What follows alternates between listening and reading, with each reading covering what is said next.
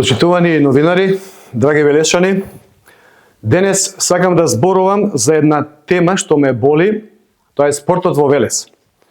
Состојбите во спортот се алармантни. Нашиот спорт е на најниско ниво во историјата на градот. Ќе започнам со спортските објекти кои се запуштени и во ужасно лоша состојба. Салата Гемиџи, стадионот Зоран Паунов, помошното игралиште во градскиот парк, срам и жал. Наместо гордост, тие денес се слика за негрижа и пропаѓање. По обновата на трибините и собликувалните што ја направивме пред неколку години со средства од Агенцијата за млади и спорт и Фудбалската федерација на Македонија, денес трибините на стадионот Зоран Паунов се обраснати со трева и жбунови, вистински змијарник. Посебна приказна е помошното фудбалско игралиште во градскиот парк, за кое во наше време УЕФА преку Фудбалската федерација на Македонија вложи околу 400.000 евра за целосна реконструкција, за нов трав на терен и за нови трибини. Сакаа и повторно сакаат градот да го водат, а не умеат овие 4 години ниту 3 објекти да ги одржат, за да може да се тренираат и да се развиваат млади деца и таленти. Заради негрижа на надлежните, преку искршената ограда, можете слободно да видите дека тоа целосно е запуштено и вон функција. Теренот е како ливада за пасење на крави, коњи и магариња. Може би го чуваат за тие на Мицкоски што треба да ја пасат тревата за да нема пожари. Тоа не е спорт, тоа е срам за градот. Салата Гемиџи буквално се распаѓа. Јавното претпријатие Парк Спорт и Паркинзи тоне во долгови. Да не се трансферите од средствата на Советот на општина Велес до сега 100 пати ќе банкротираше. А спортистите, тие се најдобрите амбасадори во градот. Луѓе што го носат името на Велес со чест и со страст.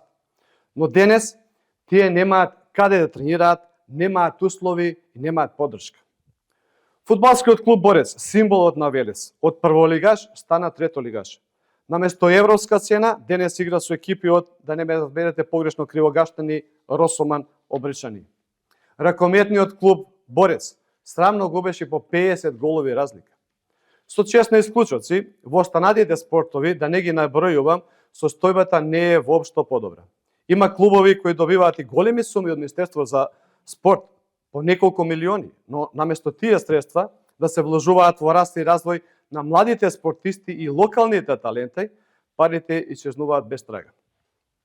Почитувани, јас не зборувам само како носител на листата на Советот на општина Велес. Зборувам како човек кој што целиот живот го посветил на спортот. Како поранешен одбојкар и репрезентативец, со бројни титули и трофеи, како тренер и селектор, како човек кој што и денес е активен во спортот и кој знае колку труд, љубов и пожртвованост бара секој успех. Затоа, во Советот ќе се залагам за реални и конкретни мерки за подобрување на спортот во Велес. Без партиски влијание, без селективна поддршка. Секој клуб и секој спортист што вреди ќе добие поддршка.